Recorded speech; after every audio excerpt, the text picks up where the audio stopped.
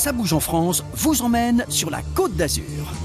Capitale régionale, Nice symbolise à elle seule tous les charmes de la Riviera française. Les Britanniques venaient y chercher le soleil dès le XVIIIe siècle, et c'est à eux que l'on doit la fameuse promenade des Anglais. Aujourd'hui, avec ses jolies filles court vêtues et ses amateurs de patins à roulettes, on se croirait presque en Californie. À ceci près que le marché du cours Saleya fleure bon les parfums de la Provence. Et le parfum, Grasse, en a fait sa spécialité, à tel point que la ville a même son musée international de la parfumerie. L'histoire mondiale de la parfumerie.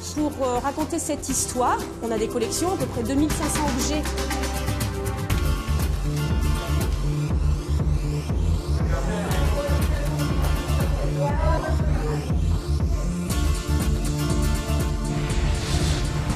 Envie d'un bain de mer quand le soleil est au zénith? Ça sent bon le monoeil sur les plages d'Antibes. À Marineland, on croise des sirènes d'un autre genre. Les orques, les dauphins, véritables stars de cet immense parc aquatique. Grand bassin donc au monde.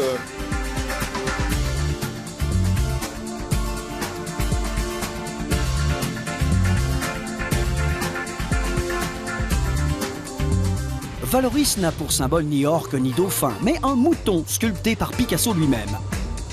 Le maître découvre ici l'art de la céramique et en profite pour repeindre la chapelle.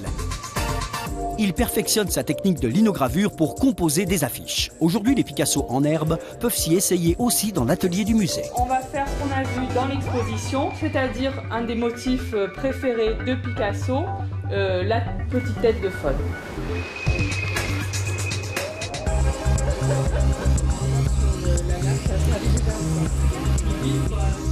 Non mais c'est vrai qu'il y a une facilité quand même. Enfin, c'est la première fois que je fais ça et il suffit de bien suivre les instructions et après ça va tout seul.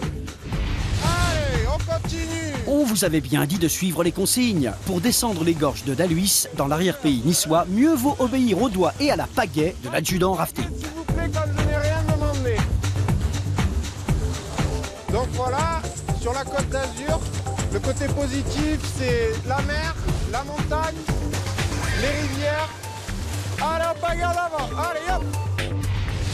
Fourbu, alors retour à Nice pour une soirée en terrasse bien méritée. C'est imbattable, c'est franchement flambant. L'été, il y a plein de monde, c'est festif, il y a plein de choses à faire, donc ouais, c'est super sympa.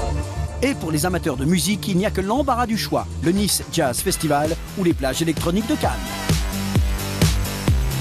Je suis australien. Nous sommes irlandais. Et oui, ça bouge sur la Côte d'Azur.